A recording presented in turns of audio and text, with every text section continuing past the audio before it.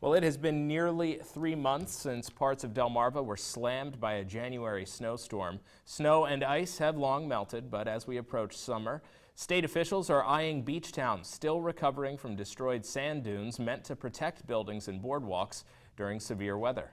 47 ABC's Lily Zhang reports from Bethany Beach.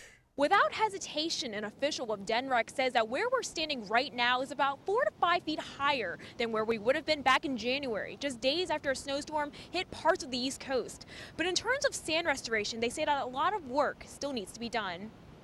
In perspective, a big tandem load, the great big huge giant dump trucks you see, that's carrying about 10 yards of sand. We need about 500,000 or 50,000 truckloads of sand to build this beach back. Tony Pratt is the administrator for shoreline and waterway management at DNREC. According to Pratt, the dune along Bethany Beach currently stretches about 30 feet wide compared to 100 feet back in 2007. He says the last time it was replenished to its original dimension was after Hurricane Sandy. Between the storms of October and January of this year, we've had a major depletion of that amount of sand that was originally placed here. So we're dangerously vulnerable in this location to future storms. Senator Tom Carper says full restoration could cost up to $70 million, with 1/3 coming from state funds. The remaining 2/3 requires federal money. The dunes saved this town and every town up and down the coast. They did their job. They were depleted. Now we need to restore them.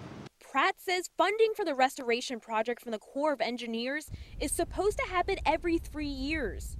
But like any federal agency, they are limited by a budget, and the project is now 2 years behind.